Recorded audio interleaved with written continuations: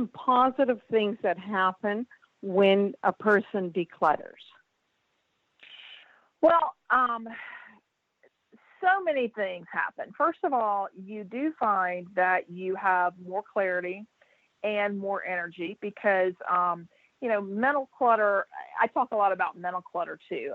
Mental clutter and physical clutter go hand in hand. And once you start cleaning up one, you get more clarity with the other one. So you're getting more mental clarity. You have more time. You're not looking for things. You're not saying, where did I put that? It's like when you know where your things are and you have more money, you find money. And also, you know what you have, so you don't spend money like buying something. Oh, I know I had this. Let me go buy another one. I'll tell on myself. I had a Philips toothbrush, like one of those electric toothbrushes, and I could, for the life of me, I could not. I was going through a renovation, and I had packed up the little, the charger somewhere, and for the life of me, I couldn't find it. My toothbrush was dead, so I ordered one on Amazon, and then 3 days later, I found it. So it's like you can avoid stuff like that. And really, you just, you free up, the time and space to really do the things that you want to. It's just, it's like there's so much available on the other side of the clutter. And you're able to free up that space to actually explore and see that. I know, for, like your show, It's Never Too Late Ever. For people who are retired and they want to go out and really do some fun things in their retirement years, that clutter can really hold them back, and getting rid of that just really frees them up to really go out and experience life the way they want to. Right. I think it is a freeing, a freedom that you feel like the stuff doesn't own you anymore. If it's more simplified and streamlined, yes. Excuse me, you're feeling a sense of freedom from the stuff owning you. Yes. And, yeah. And a couple of other things I want to say, going back to the sentimental clutter and stuff like that. It's like, I know that sometimes it's so hard to get rid of this stuff, and it's stuff that reminds you of things. But think about it. It's like when you're holding on to that stuff, you're living in the past, and you're not able to move forward into the future. Point. Yeah. So that's such a key thing. And one other thing that I want to say, I haven't really shared this yet. When you start out on a decluttering project, you really want to know why you're doing it. You want to come up with your why for doing that, because it is going to take, I gave you the daily declutter habit and stuff like that, but until you really shift your mindset of, this is what I want, this is why I'm decluttering, this is what I'm going towards achieving. A lot of times you'll declutter, but you'll end up back in the same place until you really shift your mindset on going towards really what you want and what your why is for decluttering.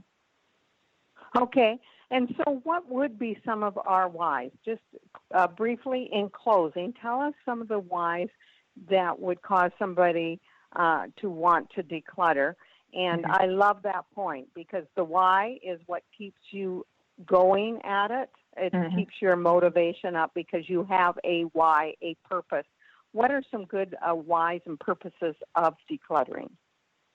Well, of course, everybody's why is going to be different. And so what I do, I take people through an exercise called the 5 whys when I work with them.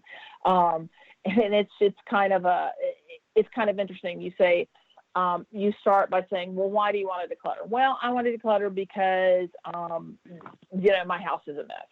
And then you say, all right, so why is it important to you that your house is a mess? Well, because I can't invite friends over. And, well, why is it important to you to invite friends over? It's like, well, because I really want to be connected to my family and friends. Well, why is that important? And you kind of drill down. But so many things could be like, some of your whys could be like, so that you're not tied down with your stuff. You can travel so that you can really experience meaningful time with family and friends. so that if you have a business, if you have something that you're working on, like a goal you're working on, so that you have the mental clarity to not be distracted and go towards, be able to achieve this goal. So, a why really can be different for everybody, but, and just, right. if to lower your anxiety, if clutter can cause a lot of stress and anxiety. If you want peace and calm, that could be your why as well. Right. Those are all wonderful, because I think too, the suggestion of saying, well, why do you want to entertain? Well, why? And drilling down deeper, like you said, to find the real why, because like you said, everybody's why might be a little different, but then you also said some whys that are kind of generic to decluttering, but also get down to that deep digging of why you would want to do it. And sometimes it is a why of having people over so that you can enjoy them rather than almost feeling like I'm ashamed of my house. And also there's something, I think, to do with our self-esteem.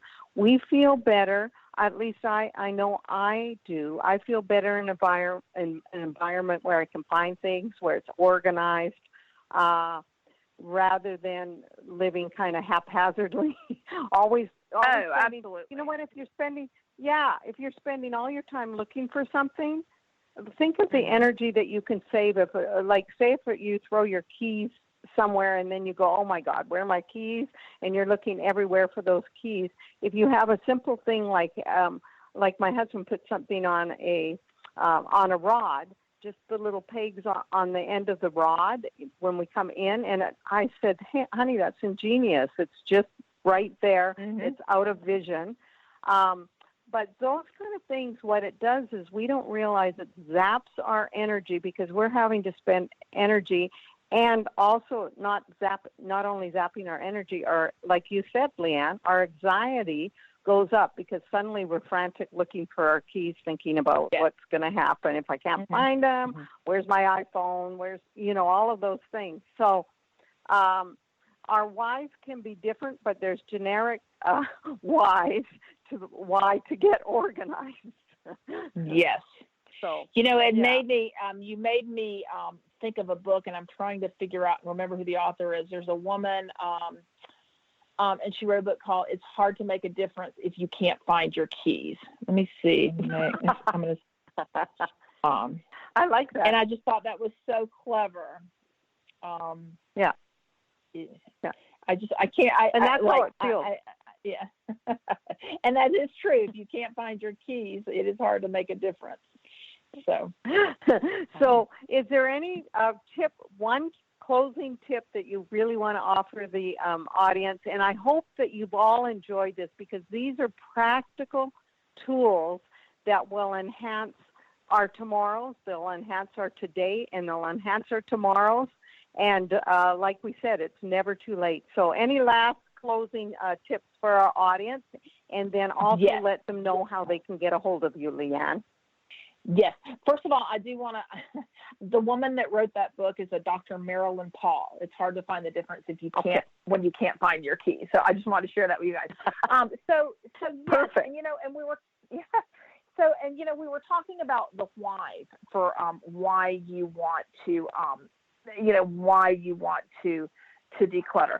I'll just tell you a very quick story about my parents. My mother and I, she would constantly drive me around and see like these really cute houses and say, that's it. Your father and I need to, this house, this would be our dream house. But you know what? They never actually, for the longest time, they never actually moved into that dream house, because they had this basement that was just this black hole cluttered mess.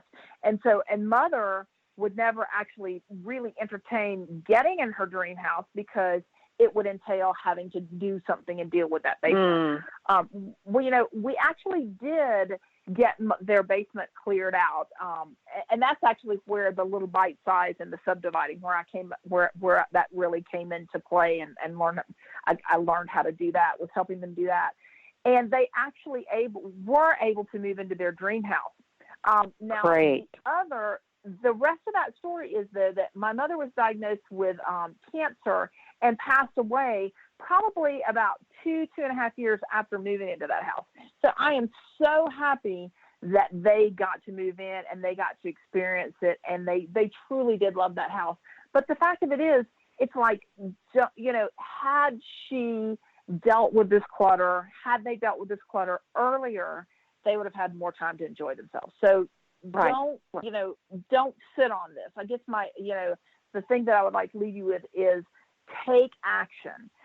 If clutter is stopping you, take action to get that out of, to bust through that clutter so that you really can do what you want to do in life. Perfect. What a way to close, Leanne. That is just perfect. Let them know how they can get a hold of you, and that closing statement was great and it's the message of never too late ever. Exactly. So you can find me on my website, letsaceyourspace.com.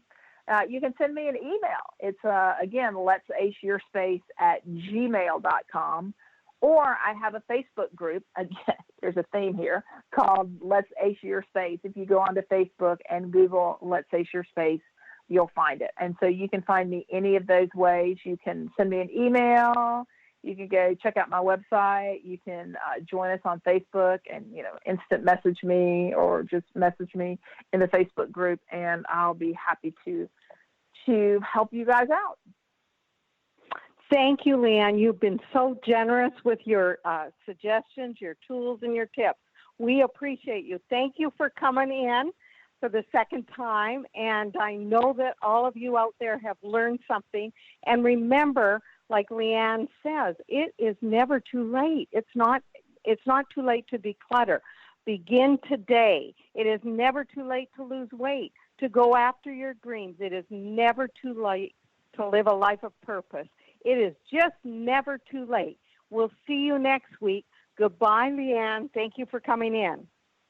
Bye-bye, Lorraine. Thanks. I've so enjoyed it.